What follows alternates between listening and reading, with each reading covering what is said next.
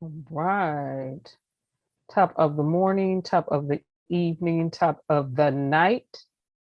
Let me turn this up. Oh, it is up. Whatever time zone you are on, we are live. A moment of silence for all those who have lost their lives.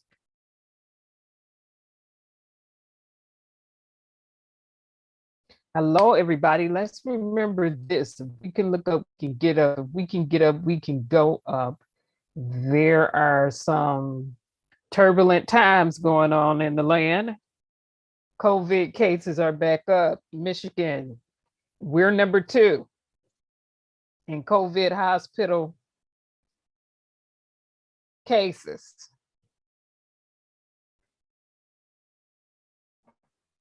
So with that being said, we need to be careful and vigilant. Let's go ahead and get started. And let's get to we're going to talk about COVID and SARS 2 again. So with that being said, we're going to kick it off like this tonight.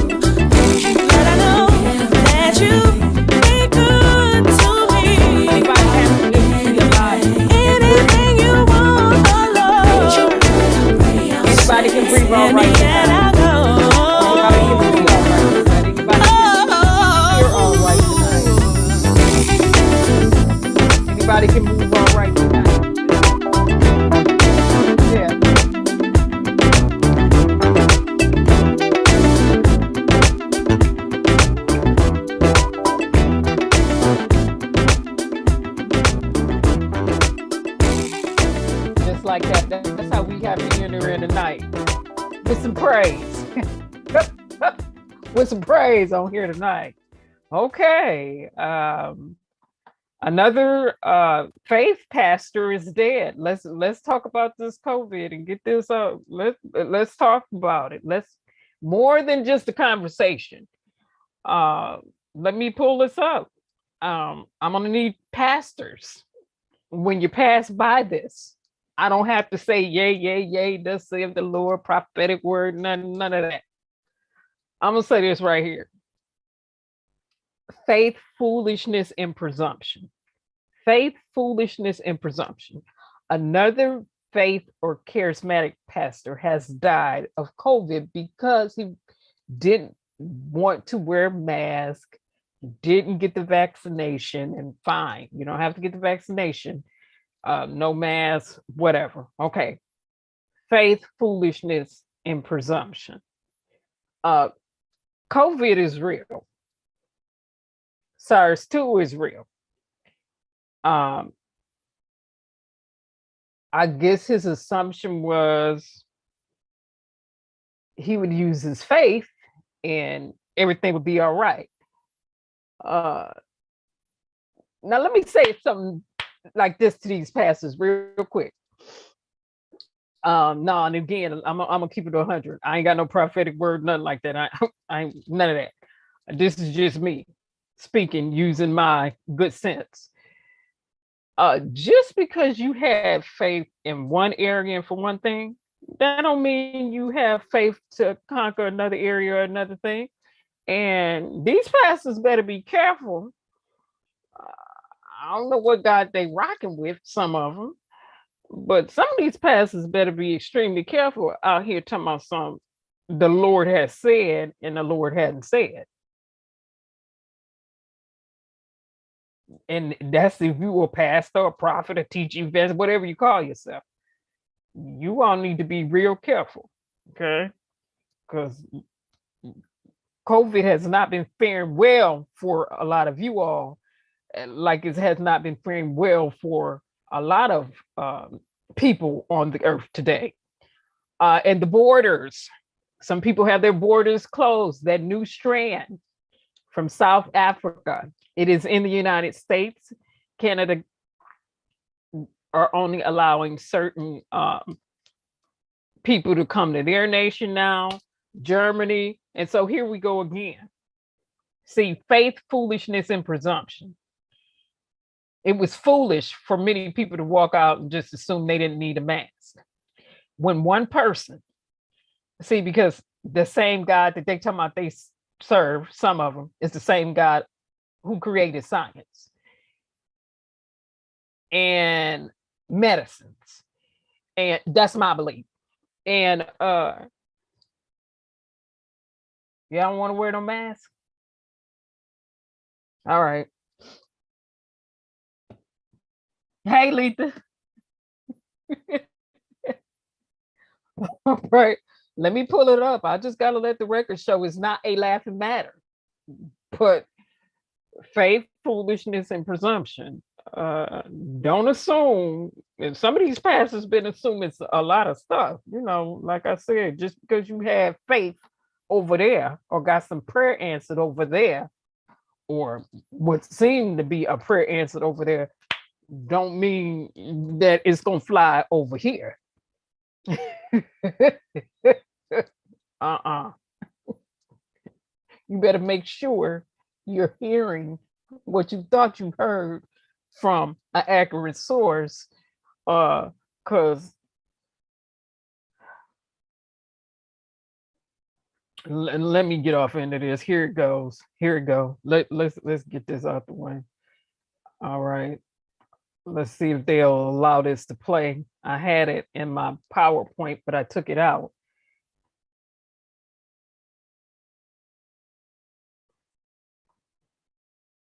Okay, so they will allow it to play on YouTube. So for viewers, when you watch this back, if this is non-viewable on here, this section, I'm going to pull the PowerPoint up, and I have less than 1 minute of this pastor. And like I said, a charismatic word of faith pastor. Marcus Lamb. And if I'm not mistaken, didn't I see him before years in person somewhere? I don't know. But anyway, he's gone. And I'll say it again. I'm not coming on telling no pastor, no prophet, evangelist, whatever you call yourself. I'm not coming on saying I got no word from the Lord, yeah, and all that other stuff. No. I'm saying faith, foolishness, and presumption is a real thing. You better make sure you heard what you thought you were hearing from an accurate source.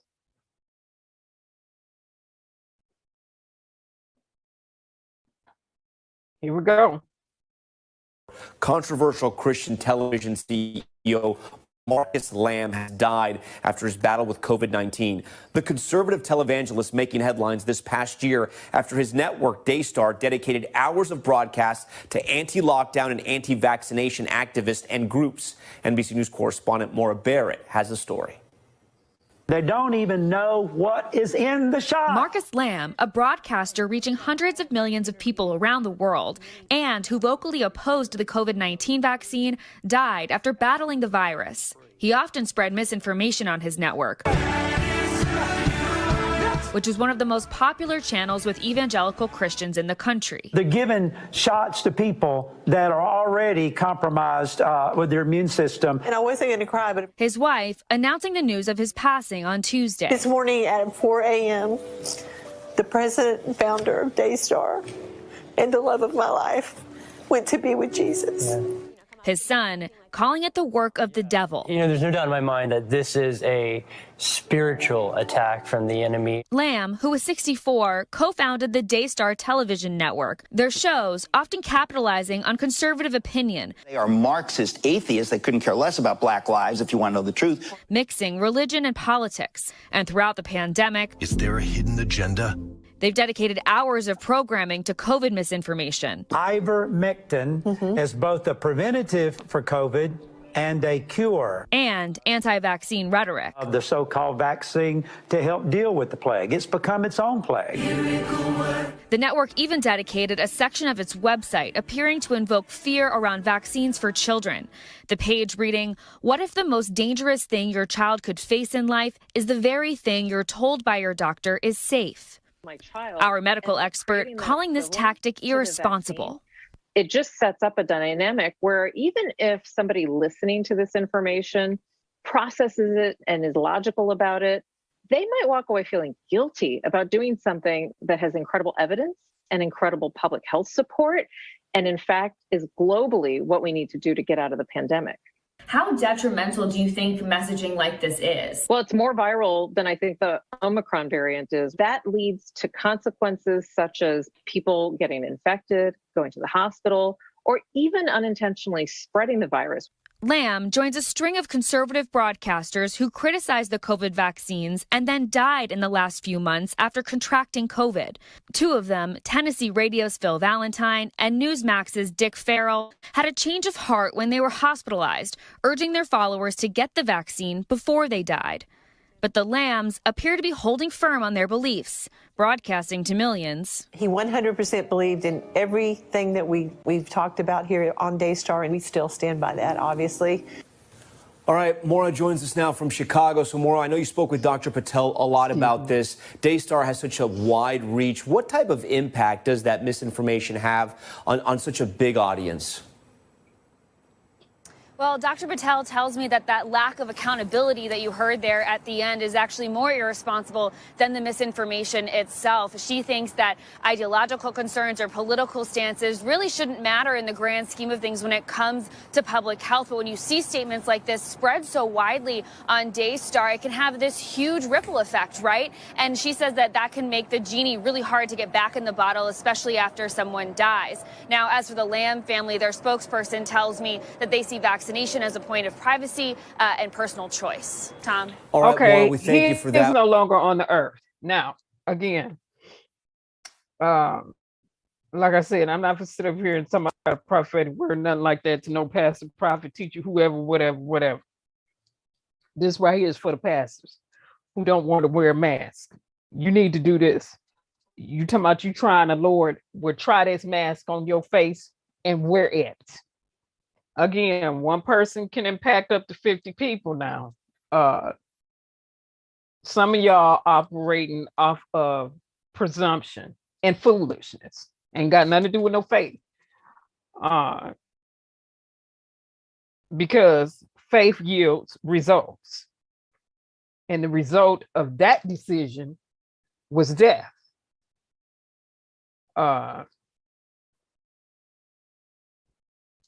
Again, the God that I rock with is not a manipulator or a witch. He'll let you make your own decision. And he said, you choose. You choose to do this and you die, that's on you. You choose to do this, and it's up to you. Life is choice driven. Now, some of y'all need to try this mask and wear it. Just like that, because pastors up off here. Okay, it's a new variant floating around. Okay, and my question is for a lot of these pastors, when did you become a doctor? When did you become a medical scientist? When did you become a medical chemist? That's not your field. Now all of a sudden this come along and y'all got faith to cure this. Okay. All right. But you was taking medicine before this. Y'all better stop that. That's just strictly to the pastors now who pass this page, or whoever, whatever they want to call themselves, pastor, evangelist, prophet, teacher, apostle. If you didn't have faith prior to this hitting, and you was taking medicines,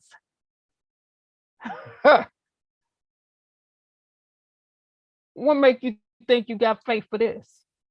I'm just asking. The rest of us, put your mask on when you're out. You can impact 50 people. Let's not be selfish. If you don't want to get the vaccine, that's your choice. But do this right here.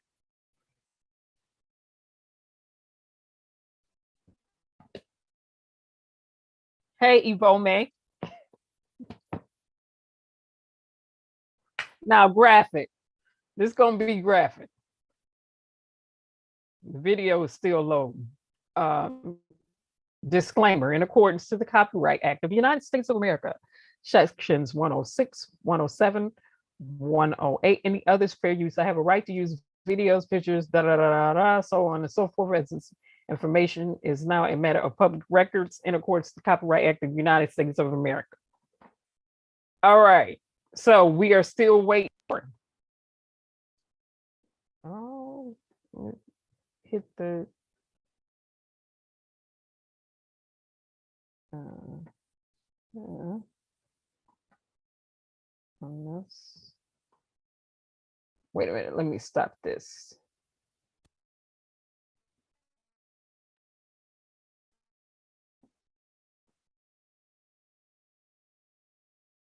People, again, COVID is claiming lives. SARS-2, the disease form of COVID, claiming lives. Wear your mask.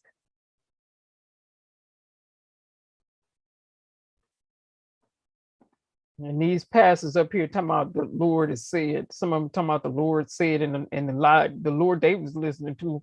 I don't know what he told them. You better stop that.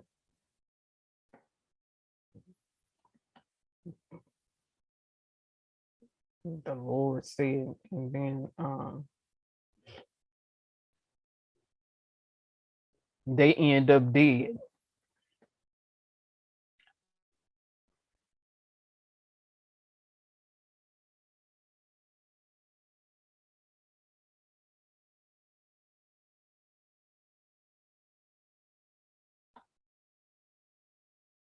It's a whole bunch of pastors and stuff ending up dead. And that was supposed to be a word of faith, pastor.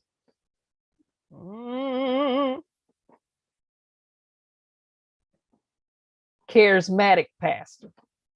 Yeah. Okay. I better get it together. I don't want to hear nobody talking about Pastor said.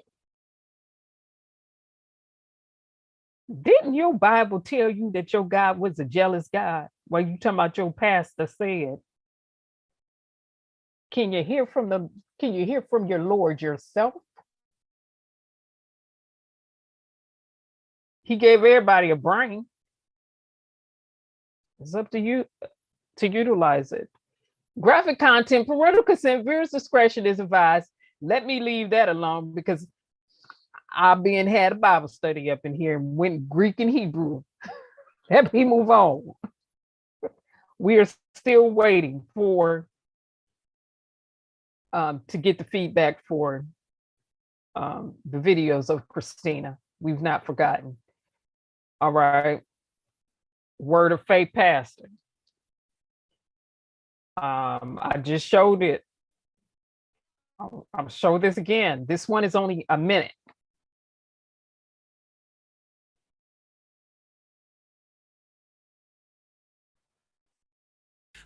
Ladies and gentlemen, quitters don't win and winners don't quit. Do not give up.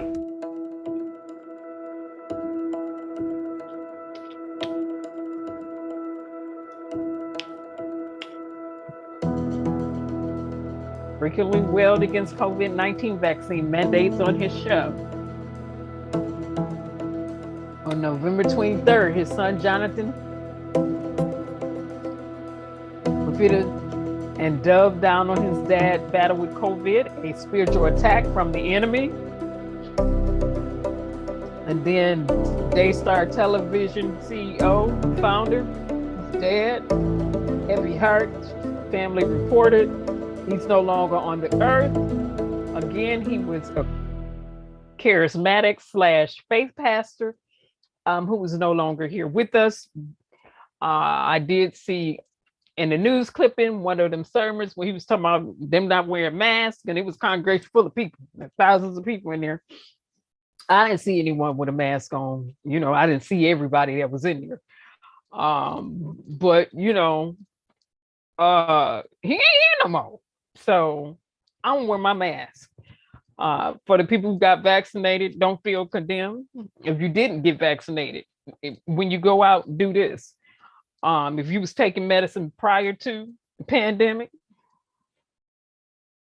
and you want to be one of those ones running around with great faith now, go ahead and help yourself. But faith, foolishness, and presumption is a real thing. I'm gonna move on. I'm gonna move on. No. No. I don't hear the God that I serve telling me to be around a whole bunch of people and knowing somebody can transfer COVID. And I don't know what's going on. No, ma'am, no, sir. Somebody can come up to me, yeah, the Lord said, and I'll be like, first of all, that ain't bearing witness with me. I need you to bag up. Okay, I'm going to bag up, bag it all the way up. Okay, because I believe in life and not death, live and not die. Okay, so I'm gonna do what I need to do to live and not die. Not all that. Put my mask on. Take care of my health to the best of my ability. All that other stuff. Yvonne, I'm not trying to be funny. I'm serious. It's not a laughing matter. It don't make no sense. And then you are over people. You're over thousands, and you have millions of people watching you. And you come out and you come out. This is global. This was not just a national health crisis. It's a global health crisis. So I'll say it again, these pastors, evangelists, whoever, whatever they call themselves, need to be extremely careful. Even when they coming out talking about they got faith. No, it's a difference between faith, foolishness, and presumption. Some of them have been extremely presumptuous. And some of them just downright walking in foolishness and error. Okay. Period. So let's get to Michigan. Tonight, horror in the hallways of another My American state. school. It's a very tragic situation. The shooting happening inside Oxford High School, just outside of Detroit. Authorities in a press conference saying the first 911 call coming in at 12:51 p.m. They received over 100 calls. A 15-year-old sophomore opening fire with a semi-automatic handgun, killing 3 students, injuring 8 others, including a people are teacher. dead now. Investigators say the suspect shooting some 20 rounds. An officer already on campus, quickly moving in. Deputies responded and within 5 minutes had the suspect in custody. He did not cause any problems. He gave the weapon up. Authorities say the suspect is not cooperating, and it's too soon to know the motive.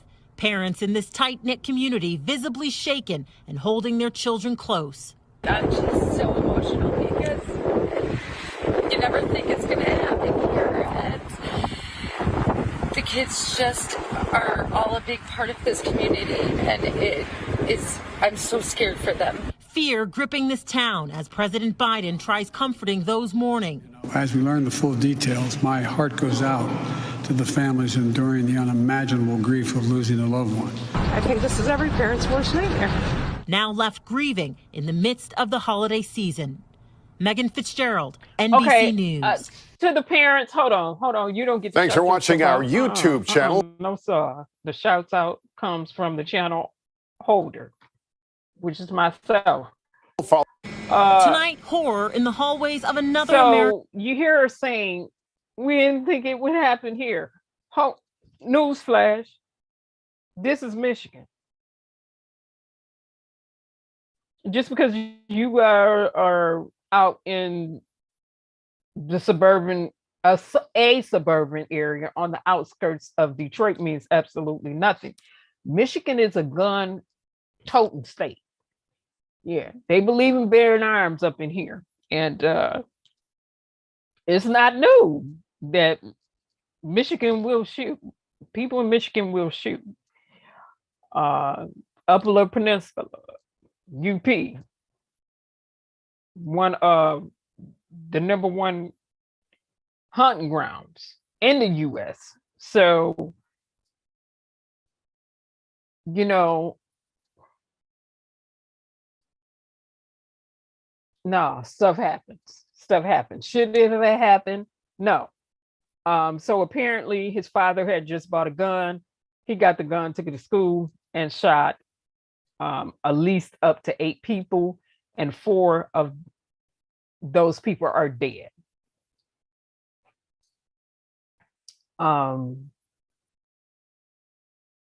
Another school shooting. Guns in and of themselves don't kill people. People with guns kill people. People with guns shoot. The gun cannot shoot itself by itself.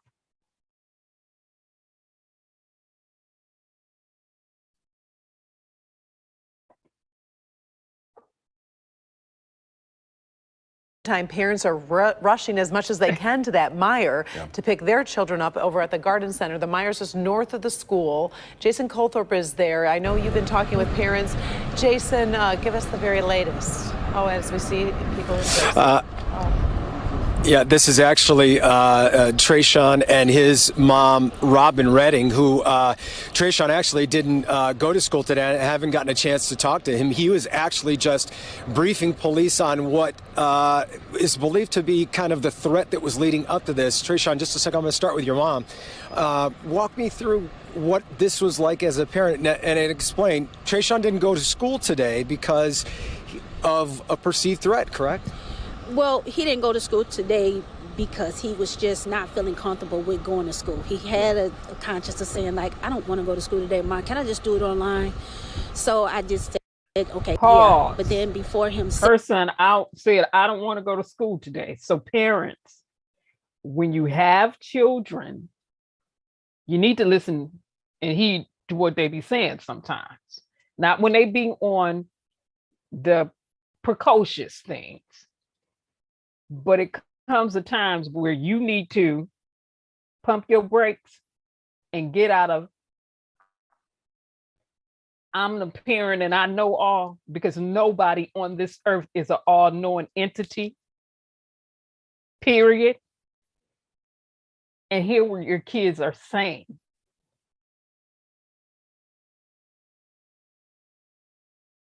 Because who knows what would have happened had he gone to school. 4 people are dead. He stayed home. He wasn't feeling it. He went to school online. I'm glad this mother listened to her son. Saying that, he said, "Mom, none of the rest of the kids is going today." And I said, "Why? The rest of them not going?" And he said, "No." So I said, "Okay." He said he wasn't answering because all of them always say, "I'm ready, I'm up, I'm getting on the bus," or "Meet me here," that nature, and that wasn't happening today. And why was that? Was there an uneasy feeling about the kids? Yeah, he was that was just uneasy feeling that he had and didn't want to go. I just got like a little feeling that like when I got up today, like I text me and my little cousins because I'm a senior, like they're like a little bit younger than me, so I text them and I was like, "Is anybody up? Who's going to school? Like, get up, let's go. We're going to school." No one responded, so I'm like, "Man, this is weird. Like we never do this. Like either like somebody's sick or like something's wrong." So I'm like, what was worrying everybody? There had been some ominous threats posted in recent days. Is that right? Yeah, that is right. That is. I've been hearing the threats too, and it's like, kids they play around and say, "Oh, we're gonna shoot up the school," or this. You don't supposed to play around with that. Right. Like this is serious. You can't do that. So I mean, like, it's a lot of stuff that's been going on. This school it's been tragic, and it's like, I don't even know. It's just. When you heard about what was going on at school today, you weren't there, but then you learned there's an active shooter. What was going through your mind? My first thing when I got up, I put my shoes on, put my coat on, I told my mom, "Come on, let's go." I have a friend. He's more like my cousin. I think of him as my cousin. And I say he's in there. He's the only one that went to school. And I need to get up there to get him out of that school because I don't want anything to happen to him. And he is okay? Yeah, he is fine. He's at home. He's a little bit scared, but he'll be okay. It's just been crazy. Now, the threats that we've been talking about, I was just talking to the undersheriff again about that. They're looking into these threats. There was something posted about a deer head. Tell me about that. That happened probably like a month ago, which is like somebody cut off a deer head, his neck, about like right on his neck. An actual deer head. The actual deer head, blood and everything, and threw it in our courtyard in our school. Which you have to get inside the school to get in that courtyard, and it's outside. And they drew all on the buildings on the wall looking for our principal. They want to talk to our principal. Where is his coat? Because Michigan is cold. It was cold that day. I mean, I don't have all the details, but and they're still investigating. He's confirmed if it's connected to this sophomore who pulled the trigger today. And as you guys got here, you saw a couple of the students come out, and I don't want you to name any names because they're still notifying people. But and where y'all mask at? How is that hitting you, knowing that you know some of these kids that were shot today? I mean, it worries me a lot. I mean, I grew up with these kids for so long. I've been going out here for almost 4 or 5 years now. And I know of these kids that they're hurt and they're sad and their parents don't know what to do, but it's gonna be okay. God will heal everybody. Everybody will be fine. We're certainly glad you're okay. And Robin, from a parent's standpoint, talk to me about safety. Do you feel safe letting Trayshawn go back to school here? No, I do not, because they haven't got this under control. If all these things are already happening, you never know what might happen again. And I'm not finna risk my child being able to get hurt. So I would prefer just to have him online. I'm not sending him back to the school. There's nothing that nobody can say, "Oh, you going to school.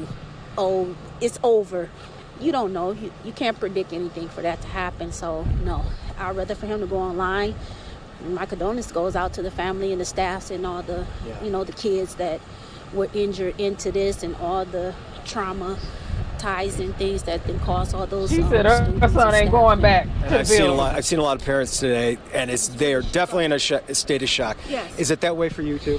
Yes, it is. That's why I was up here like, I can't. I mean, if no one else is gonna let their voice be heard, then mine is gonna be heard. Yeah. You got to be able to get these kids under control.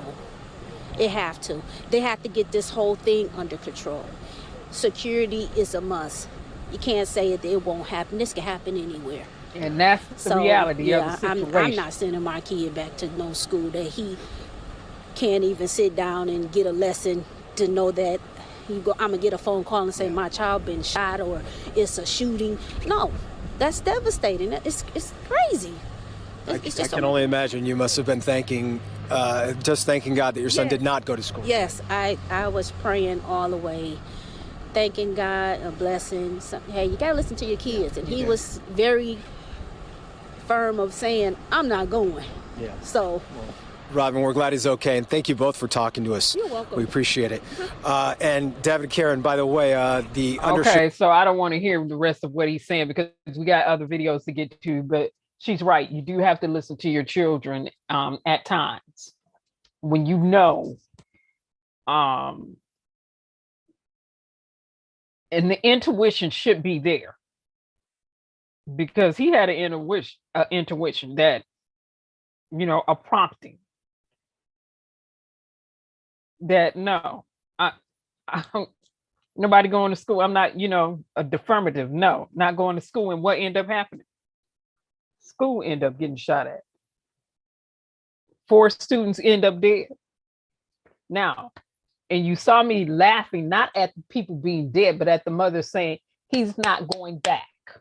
It is nothing they can tell me to make me send my child back to face-to-face campus-based school. Not that one. So she had to count up the cost as it pertains to her kids. And we do have to count up the cost. And I'm happy she did listen to her son. When my daughter was in high school, I would always tell her, I'm just a phone call away. You're not feeling it.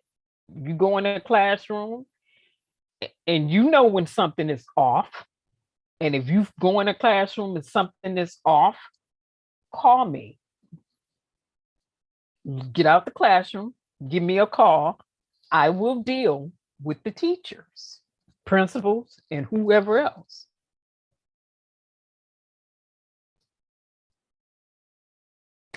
And so I'm happy he didn't go to school. He said his cousins didn't go. So I'm glad that some of the kids stayed home and they missed out seeing that tragedy because it's such a tragic situation. And again, guns don't kill people. People with guns kill people. People with guns shoot the gun. Michigan, the one parent said, you just never think it would happen here. Why not? This is Michigan.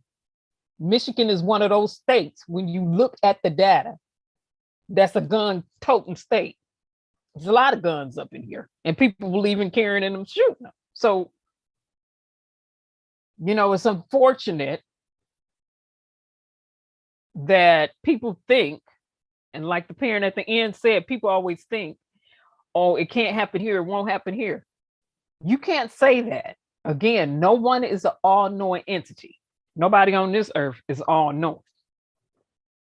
Okay, so, and that's just a fact. So, you can't say, and at the same time, you don't need to be fearful, but you need to be very cognizant and careful and conscious. So,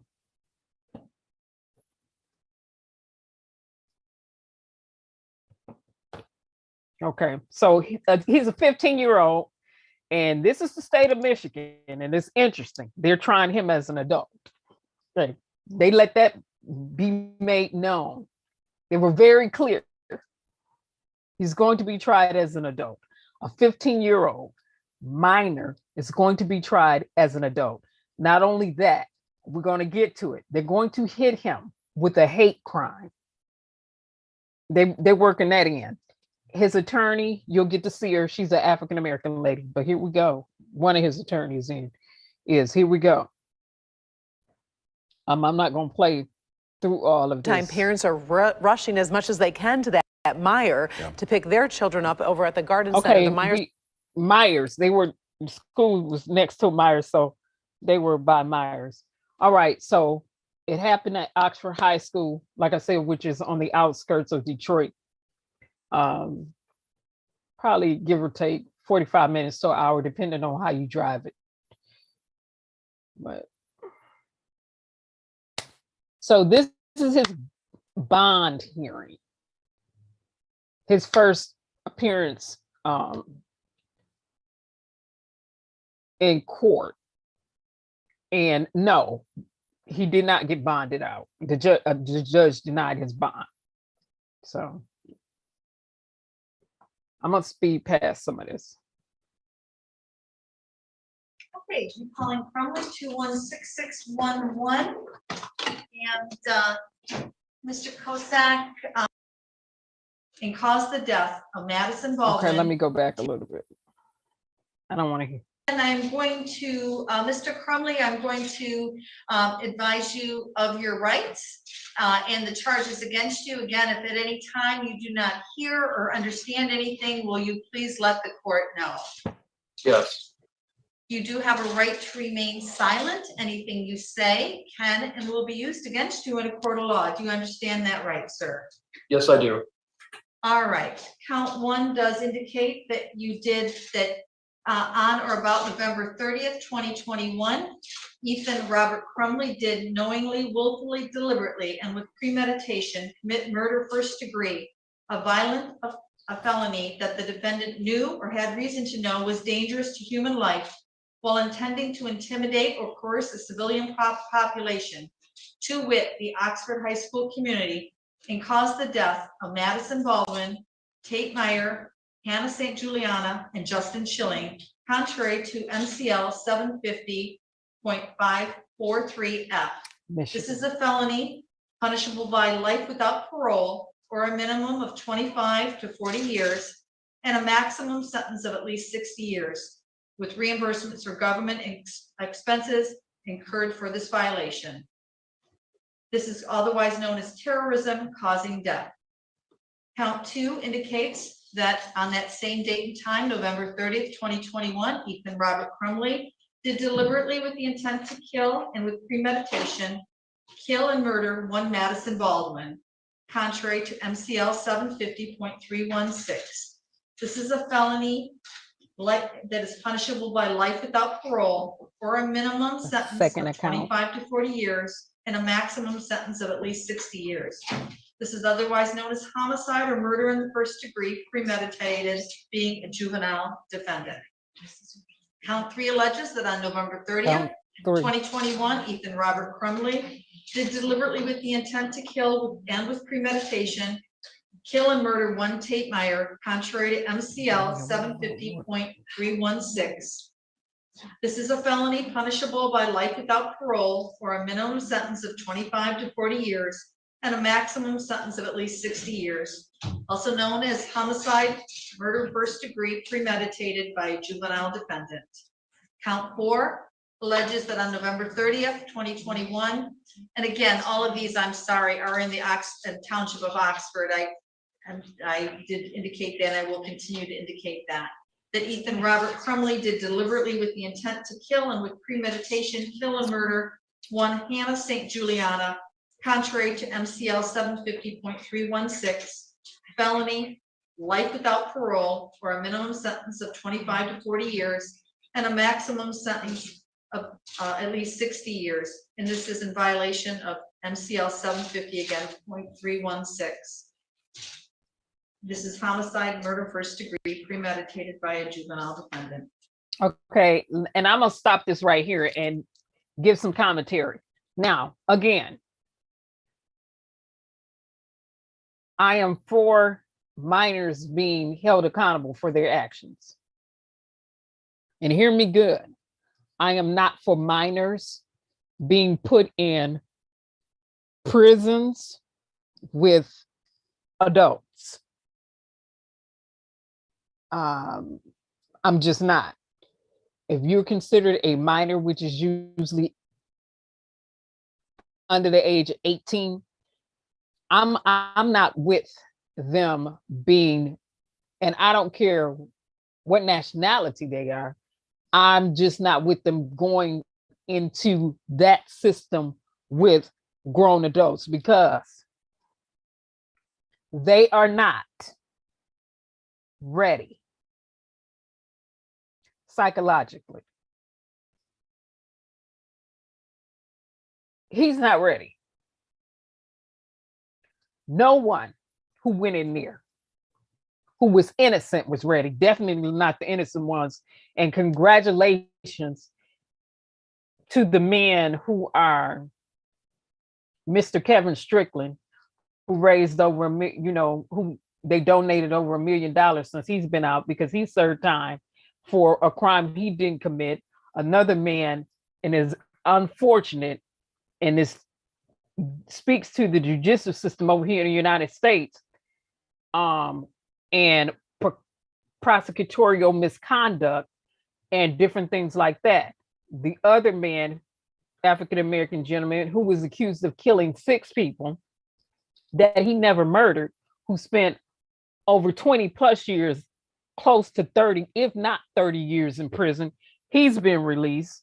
He got his lawsuit going in now. I can go through down the line of a list of African-American gentlemen who went in as teenagers, served over 20, 40, over 20 years, some over 30 years plus, some over 40 years plus, and they never committed a crime. They went in as teenagers. They've been in there their lifetime,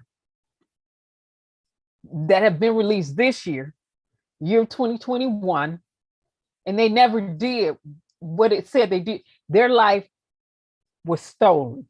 Years of their life was stolen and taken to a certain extent and degree.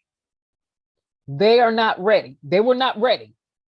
And all of them will say they were not ready for prison.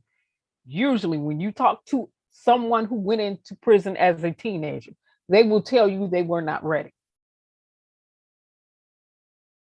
Now, should he be detained somewhere? Yes. With those older adults? No. And that goes for every minor.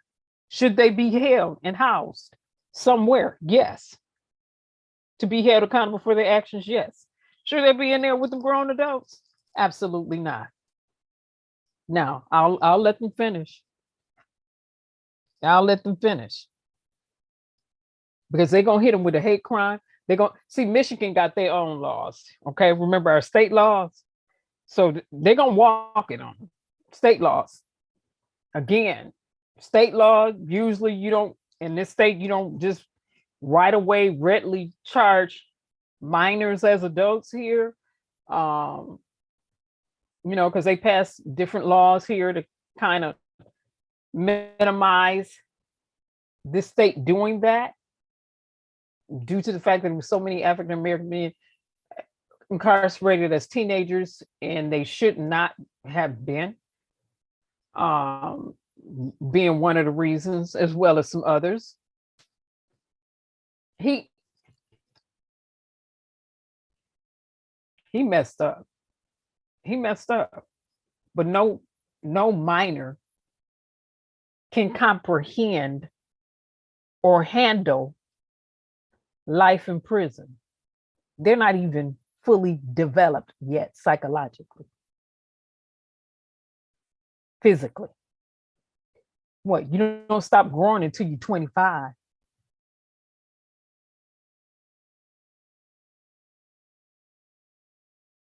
And parents, it is no reason. And this goes to the National Rifle Society. Hear me good. No reason for your kids to be carrying all of these guns. Period. Because I've heard a lot coming from specific ethnic groups that say they teach their kids how to shoot at 2. Y'all need to be hit with gross negligence.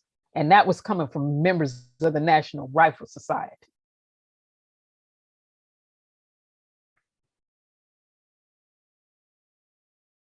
No reason.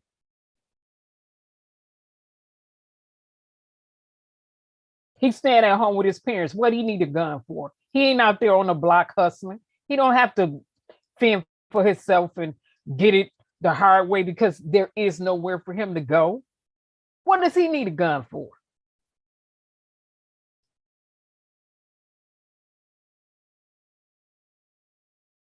And you, as a negligent parent, why are you even allowing such gross negligence?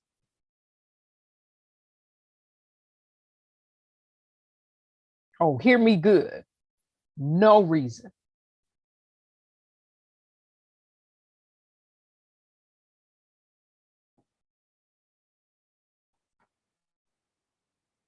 Count 5 alleges that on November 30th, Ethan Robert Crumley did in the township of Oxford, deliberately with the intent to kill with premeditation, kill and murder Justin Schilling, contrary to MCL 750.316. A felony life without parole or a minimum sentence of 25 to 40 years and a maximum sentence of at least 60 years. This is called homicide, murder first degree, premeditated by a juvenile defendant. Count 6 alleges that on November 30th, 2021, Ethan Robert Crumley did in Oxford Township make an assault on Phoebe Author with intent to commit the crime of murder, contrary to MCL 750.83. This is a felony, punishable by up to life or any number of years, DNA to be taken upon arrest.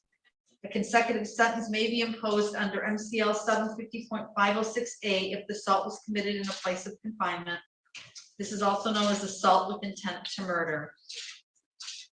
Count 7 indicates that on November 30th, 2021, Ethan Robert Crumley, while in the township of Oxford, did make an assault upon John Asciutto with intent to commit the crime of murder, contrary to MCL 750.83. This is a felony punishable by life or any number of years, DNA to be taken upon arrest. This is also known as assault with intent to commit murder. Count 8 indicates that on November 30th, 2021, Ethan Robert Crumley did in Oxford Township make an assault upon Molly Darnell with the intent to commit the crime of murder, contrary to MCL 750.83. This is a felony punishable by life for any number of years and DNA to be taken upon arrest, also known as assault with intent to murder.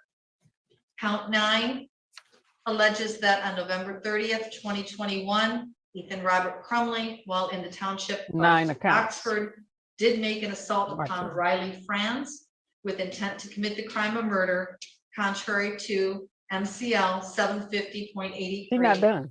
This is a felony punishable by up to life or any number of years, DNA to be taken upon arrest. This is called assault with intent to murder. Count 10 alleges that on November 30th, 2021, Ethan Robert Crumley, while in Oxford Township, did make an assault upon Elijah Mueller with intent to commit the crime of murder, contrary to MCL 750.83, a felony punishable by life or any number of years, DNA to be taken upon arrest. Also, again, assault with intent to murder. Count 11 alleges that on November 30th, 2021, Ethan Robert Crumley, while in Oxford Township, did make an assault upon Kylie Assange with the intent to commit the crime of murder, contrary to MCL 750.83. This is a felony punishable by life for any number of years, DNA to be taken upon arrest. Count 12 indicates that on November 30th, 2021, Ethan Robert Crumley, while in Oxford Township, did make an assault upon Aiden Watson with intent to commit the crime of murder, contrary to MCL 750.83.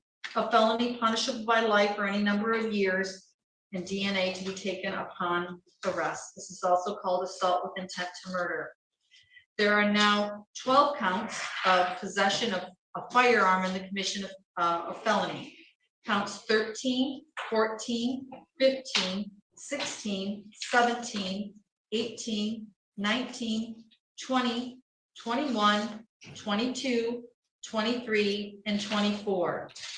24 They do allege that accounts. on November 30th, 2021, in Oxford Township, Minor. Ethan Robert 15. Crumley did carry or have in possession a firearm, to wit, a pistol at the time he committed or attempted to commit a felony, to wit, terrorism causing death.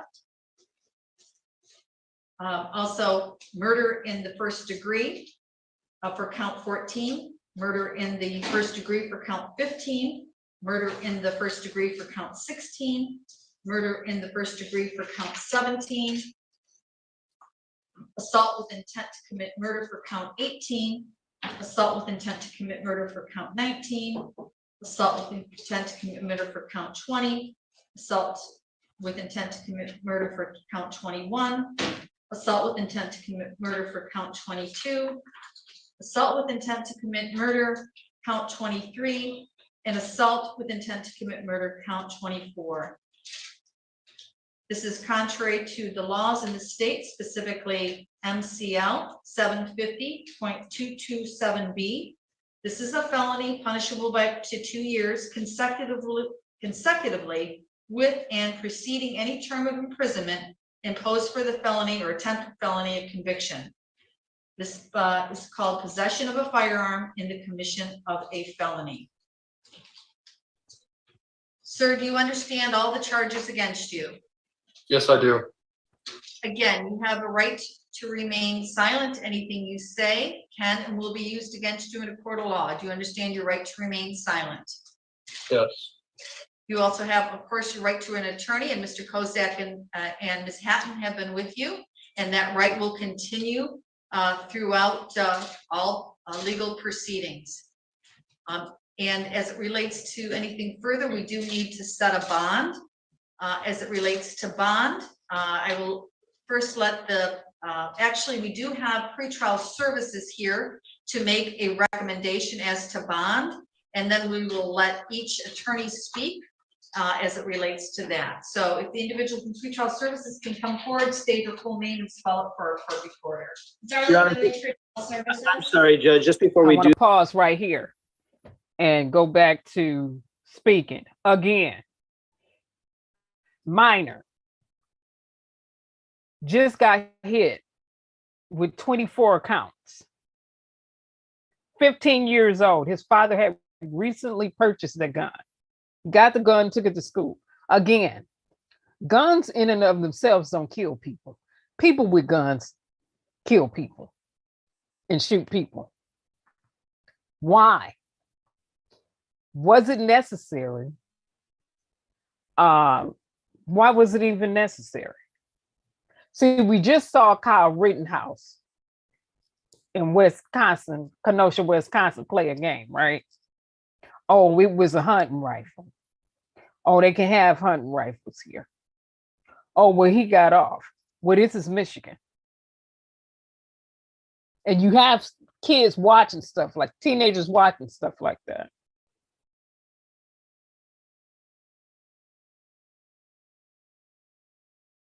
And you think that don't have an impact. It does.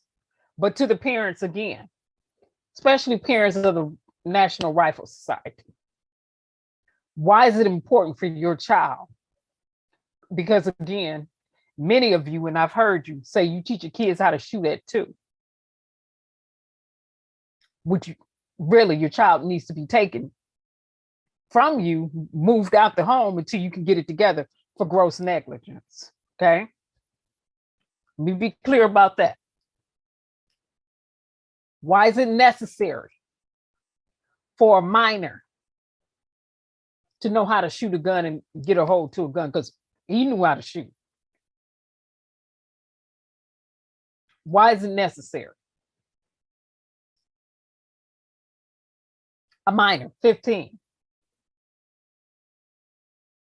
Now, because I did teach, when students and minors do certain things, I always believe parents should be held partially accountable for some of that stuff. You be the parent. Yeah, you be the parent. And I believe parents should be held accountable. Some type of accountability. Sure do. Especially for minors. Definitely for kids. Definitely for toddlers. Why was it necessary for him to even know how to shoot a gun as a minor? Again, that goes to the National Rifle Society, because that's big business. Guns are big business. Well, let me tell you something. Those kids, not kids because they were teenagers, those teens and minors who lost their lives, it's a wrap for them. While you all sit down and profit. Yeah, constitutional right to bear arms, but no teen in the USA should be bearing no freaking arms.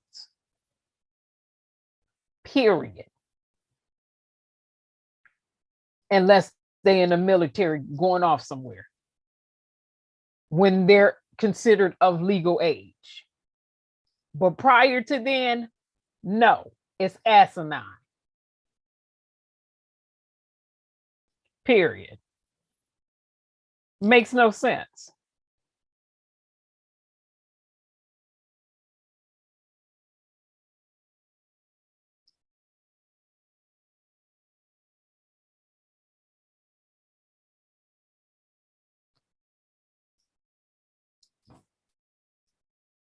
He's not even ready.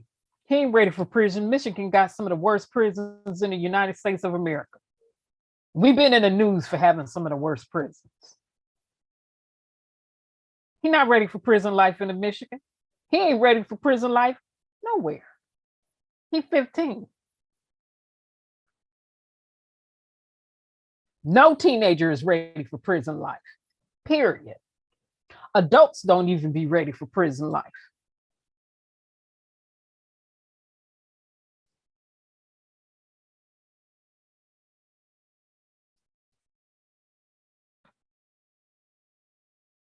Do that. I just want to make sure it's clear that my client is standing mute. We're asking the court to enter a not guilty plea. Oh, I'm sorry. Yes, I will enter a plea of not guilty on his behalf, and we will set this for bond. Thank you, Mr. Kosak. Darla Finley, Pretrial Services, DARLA-FINLEY. The defendant was unable to be interviewed due to his location at the Children's Village, therefore that we have limited information. We do know that he's 15 years old, resident of Oxford. He's a sophomore at Oxford High School. He has no prior juvenile record, no noted police contacts. They consider all that in this state. Given no the formal serious record. nature of the matter, there's no conditions or combinations of conditions which will assure the defendant's appearance in court or safety to the community at large. Therefore, we recommend that bond be denied. Thank you from Pretrial Services. Mr. Keast, anything you'd like to state? I would, Judge, thank you. Because the defendant is a juvenile charged as an adult, this court must look at Michigan Court Rule 6.909, subparagraph 2. That court rule states that regarding detention without bail, if the proof is evident or if the presumption is great that the juvenile committed the offense, the magistrate or the court may deny bail, subparagraph A, to a juvenile charged with first-degree murder. Judge, in this case, I am asking this court to deny bail as pretrial supervision has indicated. As a offer of proof, I think it's appropriate for this court to have a brief chronology of what happened on November the 30th, 2021. As you heard during the swear-to, Judge, Oxford High School is equipped with surveillance video. We've had the opportunity to review that surveillance video just this morning. And what's depicted on that video, honestly, Judge, I don't have the words to describe how horrific that happened on November the 30th. It depicted just before 12:51 p.m., this defendant entering a bathroom with a backpack. A minute or two later, he exited the same bathroom without the backpack, but with a gun in hand. At that point, he methodically and deliberately walked down the hallway, aiming the firearm at students and firing. Right outside the bathroom, he began firing, Judge. After children started running away from the defendant, he continued down the hallway, again at a deliberate and methodical pace, pointing and aiming inside classrooms and at students who hadn't had the opportunity to escape. This continued on for approximately 5 minutes. The defendant went to another bathroom. As deputies arrived, he set the firearm down and he surrendered. Judge, a preliminary review of the defendant's social media accounts, his cell phone, as well as other document evidence recovered on scene showed that this defendant planned this shooting. He deliberately brought the handgun that day with the intent to murder as many students as he could. Judge, I believe no bond is appropriate. And again, like I stated, at the appropriate time, I'd like to make a motion to transfer this defendant from Children's Village to the Oakland County Jail. Thank you. Mr. Kosak? Oakland. Your Honor, understanding the Wait a minute. Pause for a minute. extreme nature of this case. Oakland County Jail. Ugh. Ugh.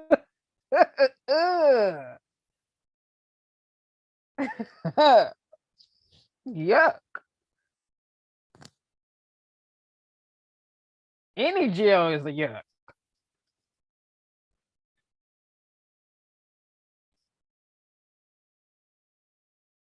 Again, parents, from my perspective, and this has always been the case for me, need to own some of this when you're dealing with minors who readily can get a hold to guns and know how to shoot the gun because you taught them how to shoot guns at a young age.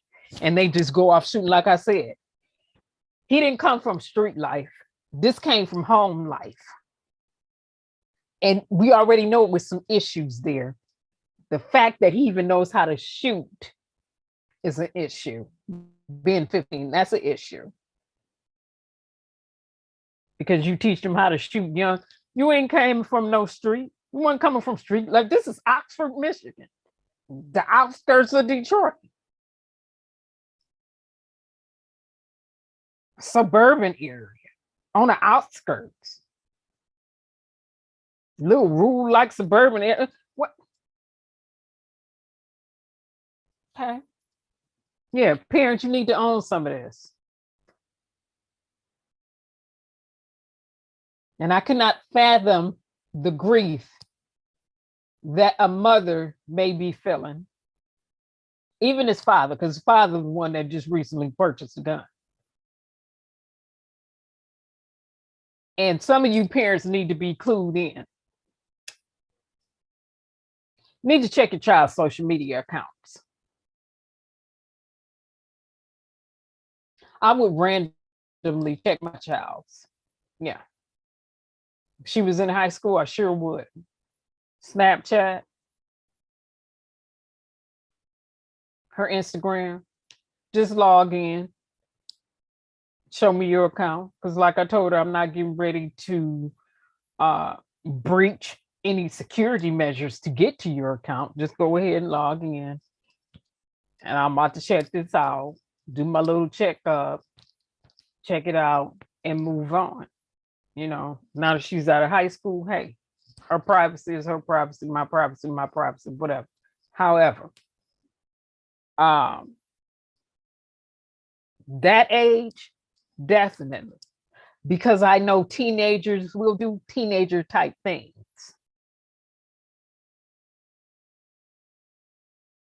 And at the end of the day, because parents always usually like to say, I had you, you didn't have me,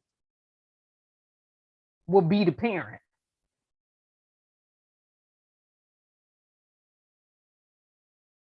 And no, as parents, we didn't catch everything, but you usually have an intuition. When you're paying attention, you can tell when stuff is off.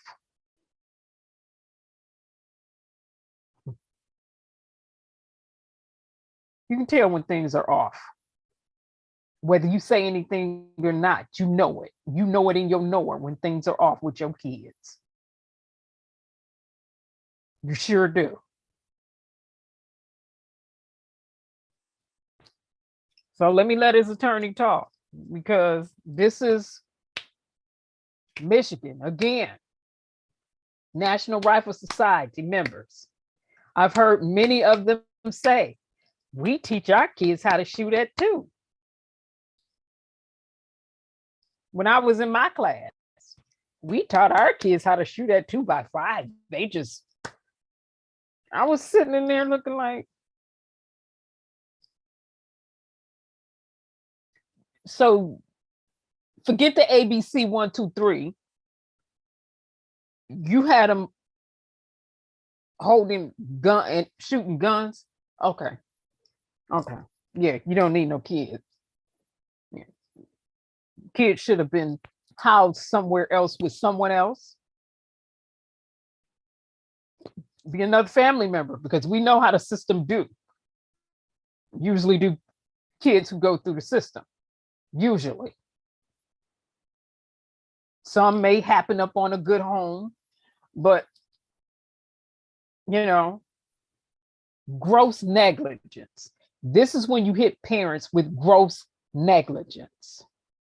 Negligence and gross negligence. Let me say it again. There's a minor need with a gun in their hand, and they not living a street life, fending for themselves. What was he protecting himself from? Or who? And what couldn't be talked out in a high school with some other adolescents? Yeah. Trust and believe. All male intervention for years. Yeah. All male intervention for years. Black males, teenagers, adolescents, for years. A lot of testosterone. But I didn't have to raise my voice to him. When I spoke with authority, and I meant exactly what I said. And when they were at odds with each other, it was no time that the environment was such that you could not talk it out, even when they got to fighting. After the fight, you still gonna have to talk it out. You still gonna have to sit down and communicate, because you don't want to be the one with the record. And you do have to be just that real with them.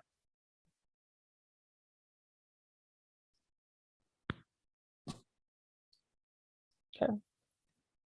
Let me continue on with this.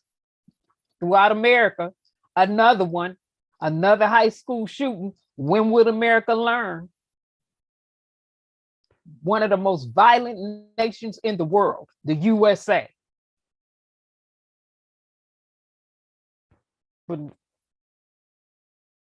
let them tell it, it's their constitutional right. But what about when your child get a hold to a weapon and take somebody else's life and constitutional rights away?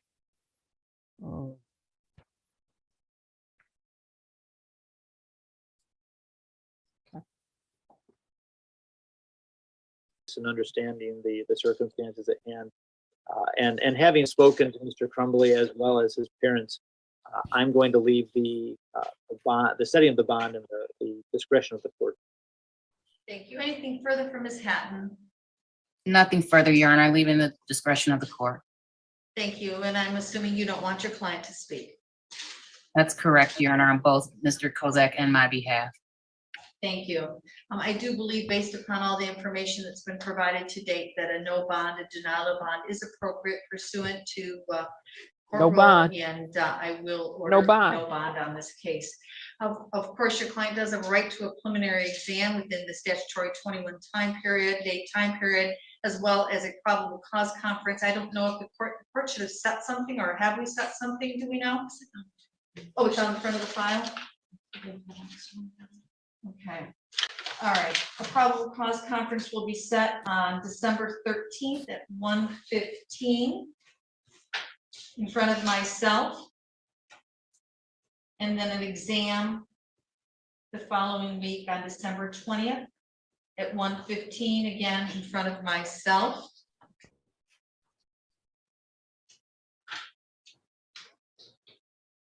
Anything further from the people or the defense? Thank you, Judge. I do have a motion for the court. The defendant's currently housed in Children's Village, if I may. Yes.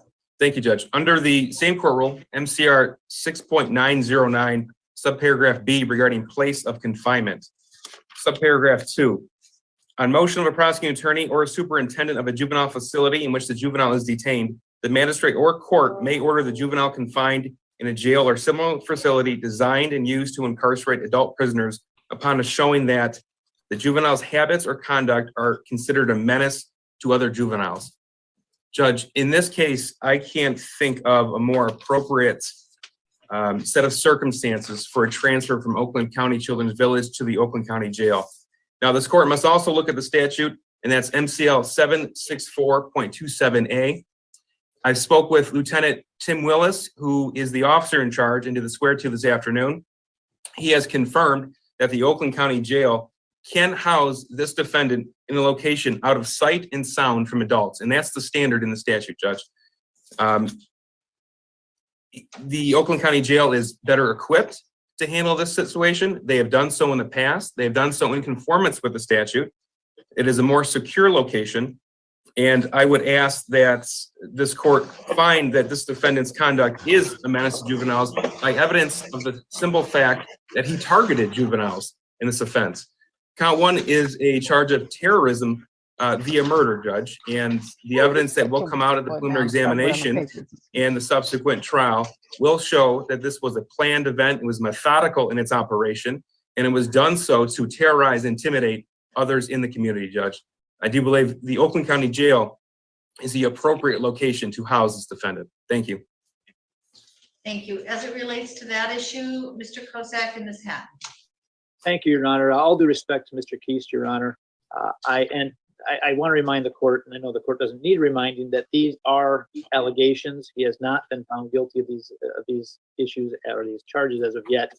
And I'm asking the court to, I'm objecting to the transfer at this point in time. I think the Children's Village is more than capable of monitoring him and maintaining the safety of the other residents of that facility. And I think at this point, Judge, if the court's going to consider this motion, I would ask the court to perhaps hold the ruling in abeyance until after the preliminary examination, at which point the court will have had a chance to have taken sworn and heard sworn testimony regarding these incidents. Regarding the issue itself, or regarding the fact that he shouldn't be moved?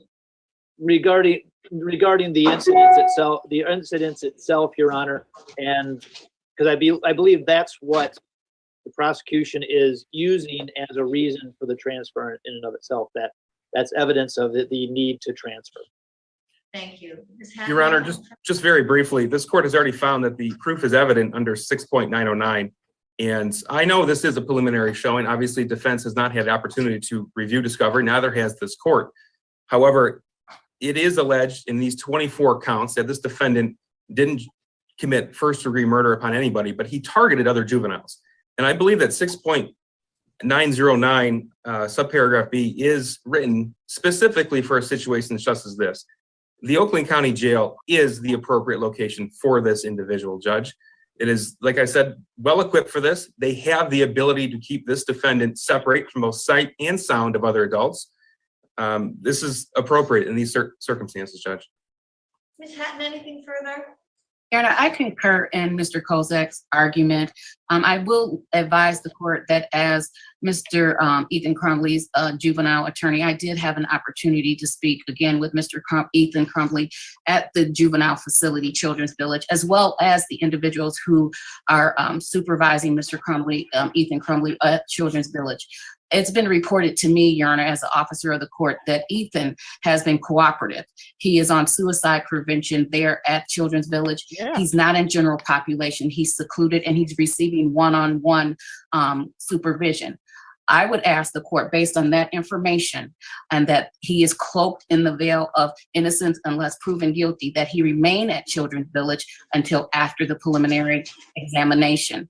Given that Children's Village is suitable and able to maintain the safety of the other children at Children's Village, I believe it is appropriate at this time that Ethan remain at his current placement with the current conditions and supervisions in place until the preliminary exam, which is in a matter of days, December 20th, 2021, as this court has set.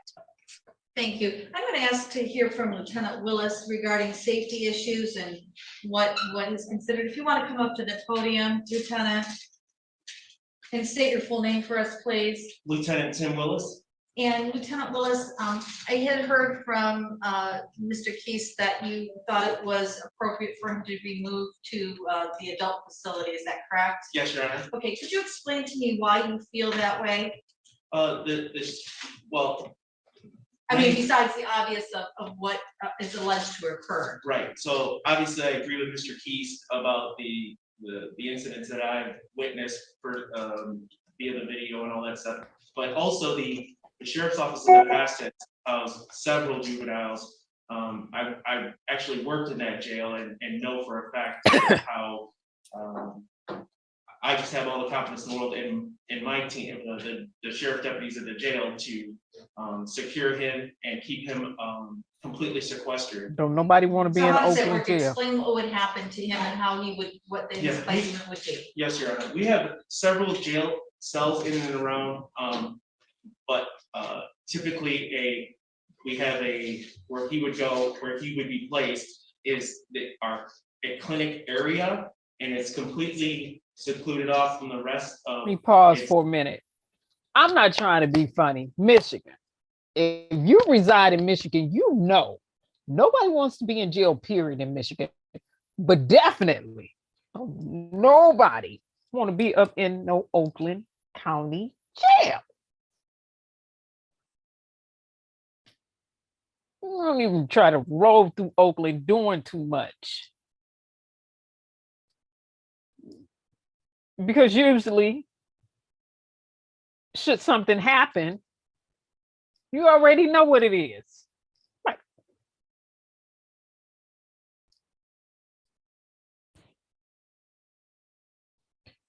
Let me let them proceed.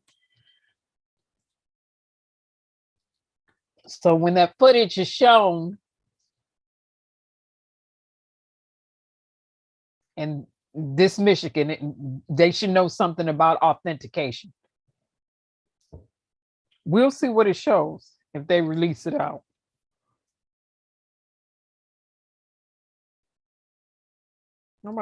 I had to comment on it. Like, again, nobody wants to be in jail, period. But definitely not in Oakland County. Nobody want to be out in Oakland in jail. It's the only thing, there's a glass front door, but everything else is bricked in. So it's completely private, completely back and away, and a deputy monitors him. So we'd have no contact whatsoever with any adult inmates. And he don't need to have no contact with no adult. And he would be in that facility by himself. Correct, and there would be no, again, the only adults he would hear would be the deputies working there, but all right. No, they probably gonna not see them or hear them.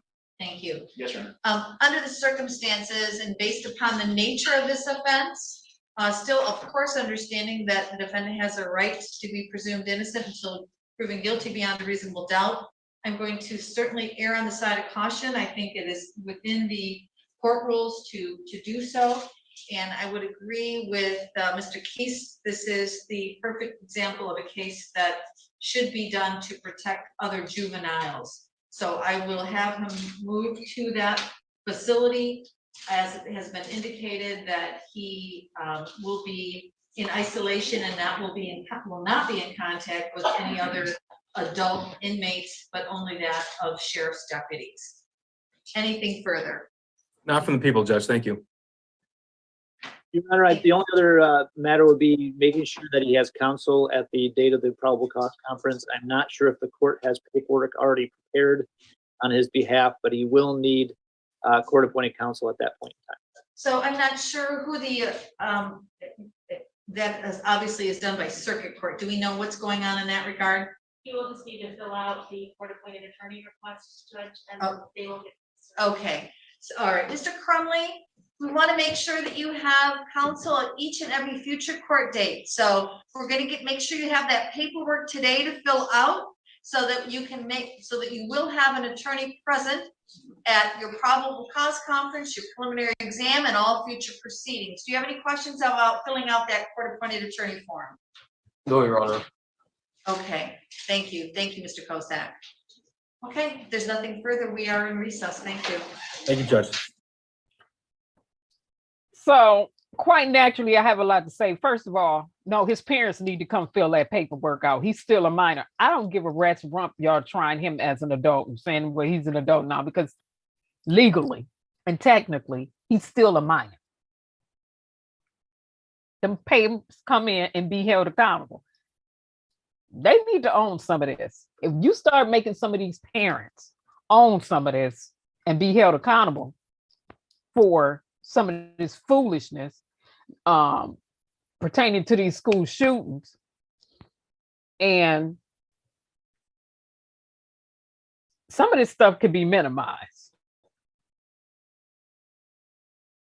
Like in this state, when they used to say, when I was teaching, you know, if your child missed so many days of school, then after missing so many days of school, the parent would do some jail time.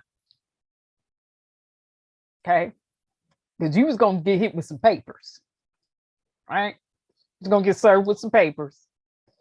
And unless you had a valid reason and it documented, you was going to serve some time for your child missing a certain amount of school here in this state, especially when I taught. When it comes to this, again, parents need to start owning some of this. And I guarantee you, people would not be so readily running to get guns to train their 2-year-olds or minors how to shoot, unless it was a case of an emergency. Okay? Extreme circumstance or situation. You live in Beirut type situation. So you have to defend yourself before somebody gets you. That ain't where he was at.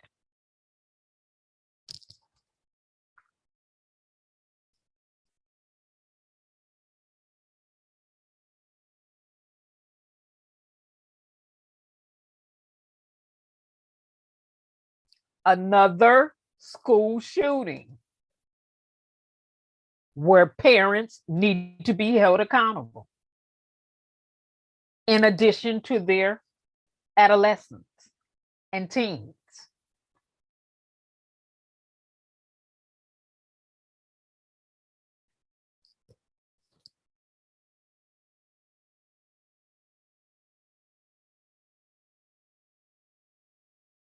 This is America.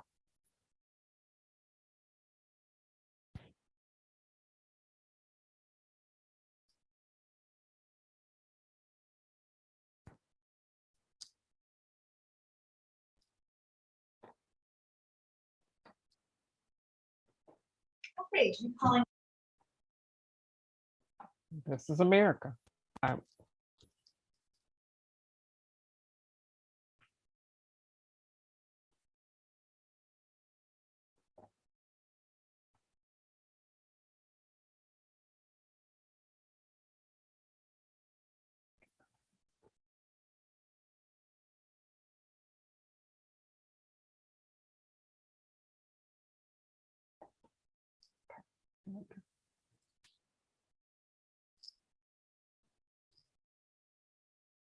Yvonne, if the parents were on the Zoom, I did not I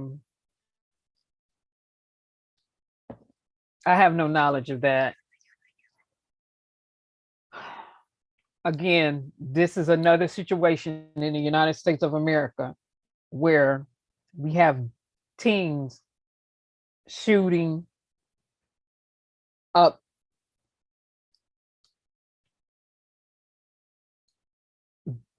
students inside of high schools. I mean, Columbine. Did we not learn anything from Columbine? We can go from Columbine to the other high school shootings, one that happened in Florida a few years back. Have we learned anything as a nation? Have we not learned anything as a nation?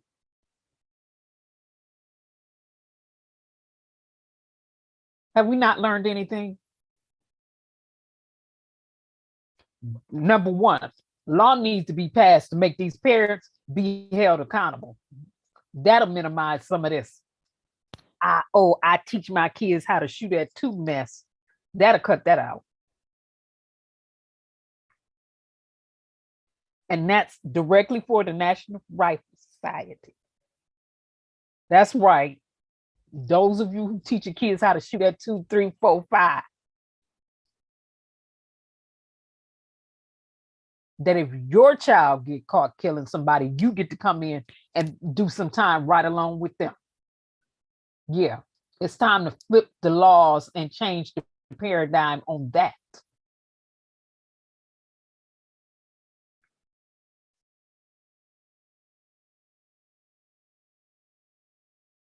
Because these teenagers are getting this from somewhere.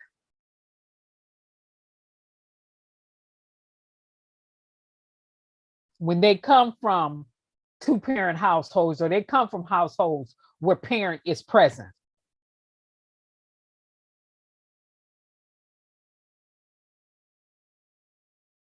Came from somewhere.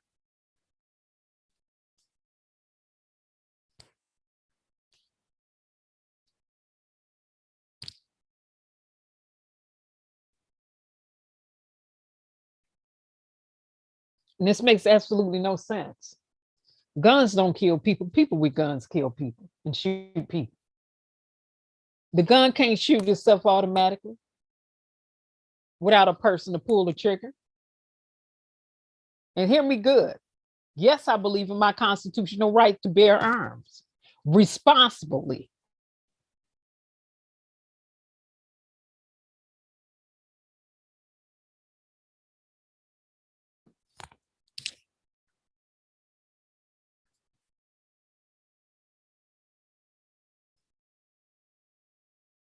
Another shooting in Michigan. This should not be common in the United States. This should have never been common.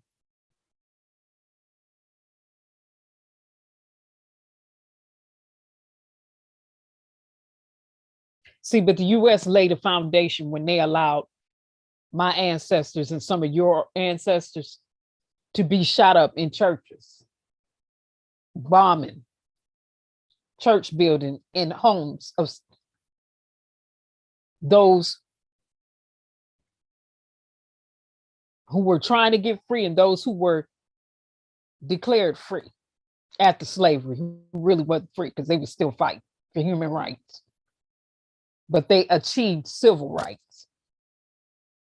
And that's up in the air in the United States. The US laid a foundation of violence. They did this. This was their ideology. A little leavened, a whole lump. Can you put yeast into dough and the dough not rise?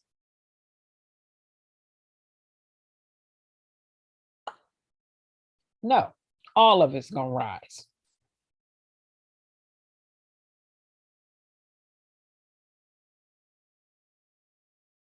Yeah, America got to own this, and these parents need to be held accountable. Again, you as a parent, if you pass by this channel, you're part of the National Rifle Society, hear me good.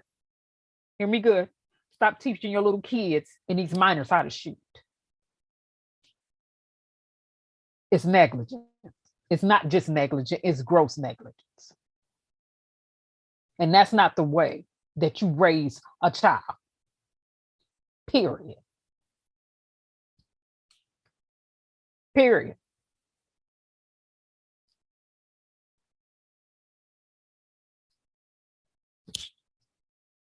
That's not proper child rearing.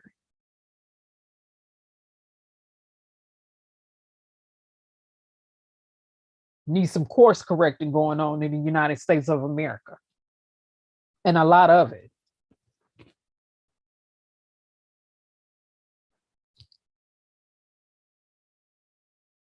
And to the parents who move into suburban areas, I don't know. Stop it. Stop saying, we didn't think it could happen here. What, you think it only happened in the inner city and in urban communities? Stop that dumb stuff. Urban communities, we ain't rolling up in high schools, shooting up high schools like that.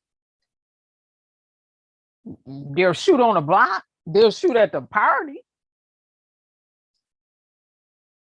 They'll shoot at at a house or something like that.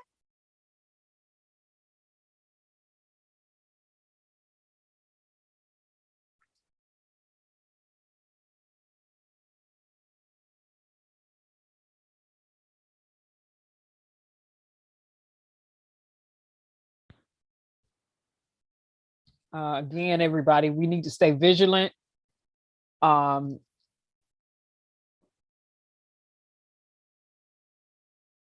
It is unfortunate that in the US, every few years it's the same old story. And then you get to Congress and you have House representatives and senators who don't want to pass anything when it comes to gun laws, getting that under control. Want to pass nothing from the federal level because they're getting their pockets lined too much. They're getting too much money. But what is a human life worth? Because to me, you can't put a price on it.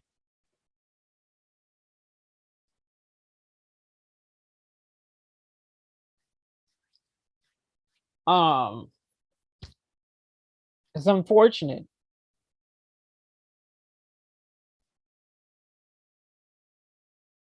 And then the two officers that got killed the other day by the African-American gentleman who lost his life. Unfortunate. Every day they come across my thing. Article after article, story after story. I can show at least 50 different stories on here. Just back to back to back to back. Of things happening. And the 2-year-old that's missing. Someone with the last name that she has kidnapped her. Now, I don't know if it was a father, uncle, what relationship it was to her. Take your child back home if you haven't already. I haven't had the update on a 2-year-old toddler that was taken. Take her back home. Yeah, y'all got the last name. She probably used to your face or whatever. But take her back. With your grown self. Take her back. If you come across this page or somebody says, yes, that lady right there, me, take her back. Yeah, take her back. Because you, sir, gonna end up with a record. Take her back.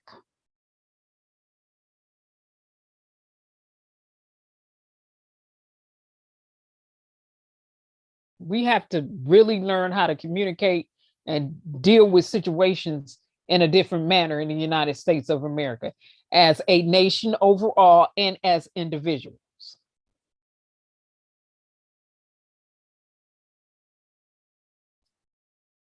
You know, it's a lot of things that are going on. The urgency of now has far past us. So we cannot afford not to hit the ground running. We really can't afford to be cavalier and sit by lackadaisical when it comes to our nation. The urgency of now has passed us by. We should be on GO, go, and MOVE, move mode. Those are the modes we need to be in, go and move.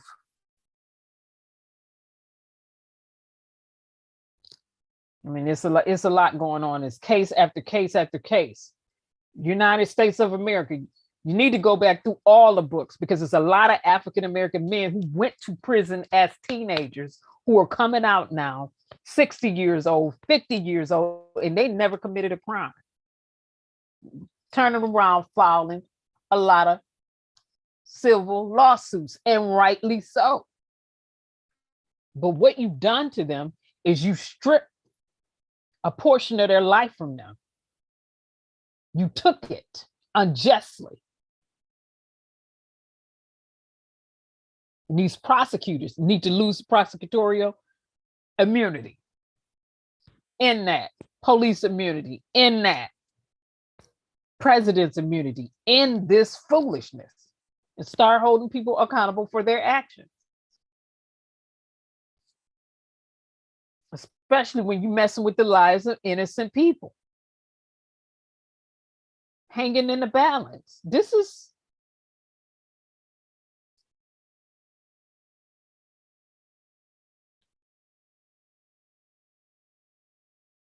the Sandy Hook shooting. Why are we? Then it's the same old. It's always somebody coming out saying they didn't never think it could happen where they lived at. Well, you live in America. News flash to every parent and U.S. citizen. You reside in the USA. The USA been violent. This ain't new. This is not new. And we are a gun-toting nation, period.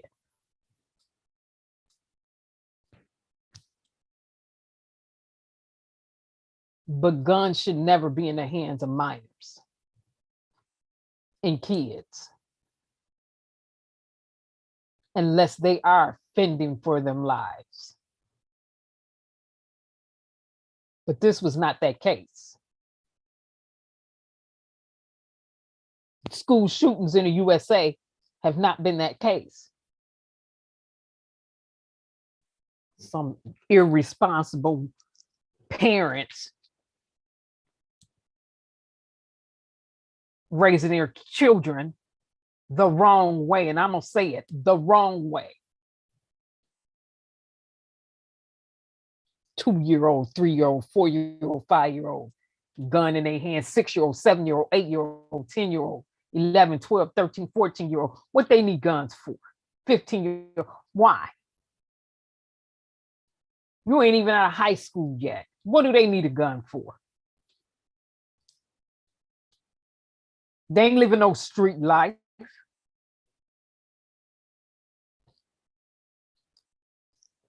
Where they have to fend for themselves and protect themselves night and day. They living up in a household with you parents. They need a gun for.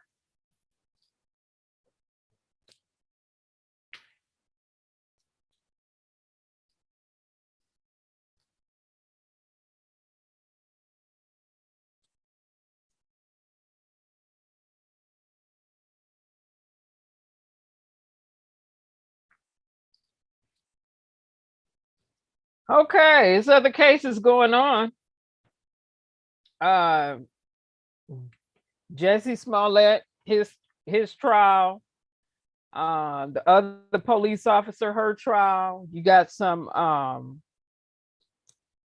We got a lot of trials going on at the same time. Before I get off, let me hit these Trump supporters. For the insurrection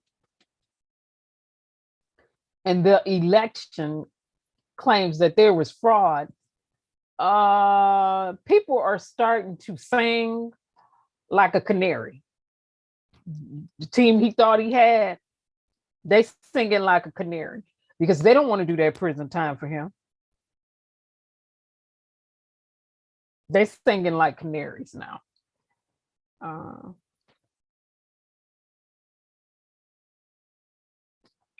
But let me go here, and this should be a surprise to no one. This is not a surprise for Pinocchio 45 supporters who are still trying to defend him. This ain't no surprise for here. So go to the community wall.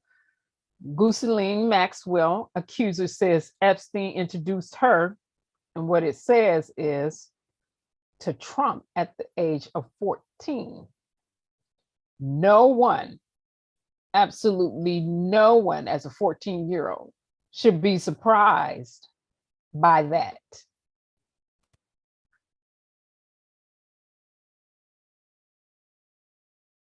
No one should be surprised. Gloria Allred, you've been kind of quiet, see, because your daughter name is going to come up too. Oh, no, I haven't forgotten. But you had a lot to say about R. Kelly. But we get to this trial and you quiet as a church mouse. See, because your daughter had ties with Epstein. She was trying to, be on the payroll and all that other stuff. Now you quiet. But you had a lot to say about Bill Cosby, Robert Kelly, Tiger Woods, Mike Tyson, Michael Jackson, all of them, rich and melanated. But you quiet now.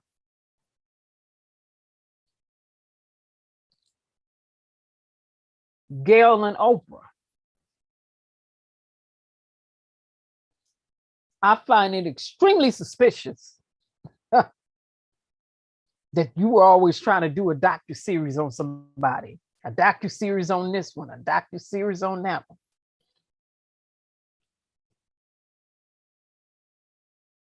You two have been kind of quiet now that she on trial.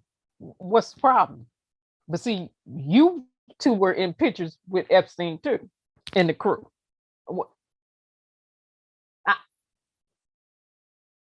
You all are quiet as a church mouse.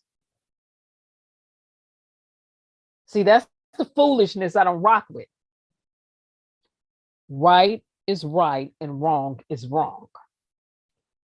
I don't care who it's coming from.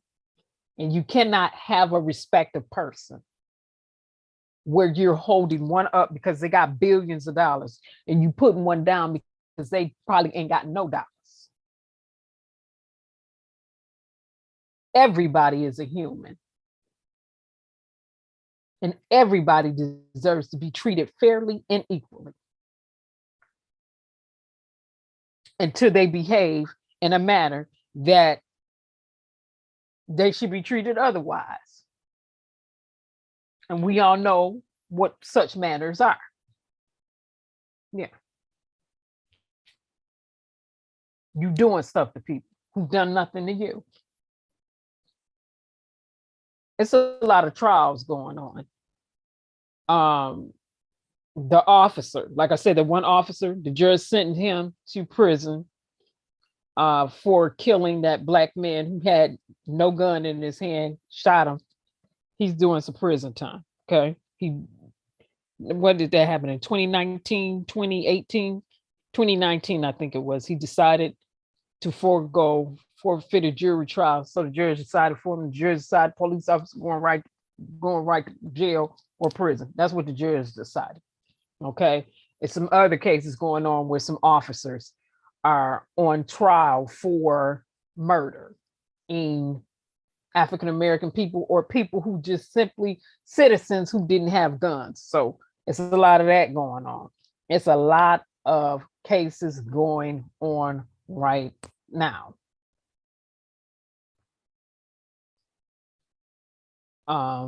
As well as us needing to find out what happened to Jelani Day for real. Christina Nass for real. Still waiting on that. The 4-year went out for us to get that surveillance. It's just a lot of things happening. So we as a people, we have to stay vigilant and we have to stay actively engaged, because if we don't do the work, who's going to do the work? It's not going to happen automatically. And it is unfortunate that people will throw their hands up and say rah, whatever will be, will be. No, we have to do the work.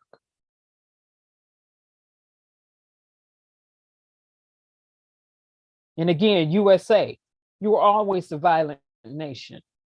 You made yourself a violent nation. Why are you astonished when these school shootings happen?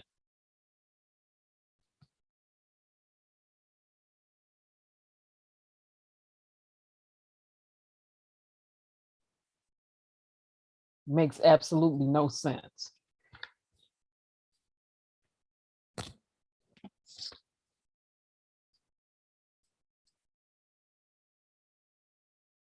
So with that being said, you all have a pleasant evening and a pleasant night. I'll probably stream again on Saturday because we need to hit technology and the economy. It's just a lot going on. We have to pay attention to the laws that's being debated, always that. And things like things in technology change every day. So we don't need to be out the loop. With that being said, you all have a pleasant evening and a pleasant night. And remember to stay actively engaged. Thanks for streaming, everybody. Bye-bye.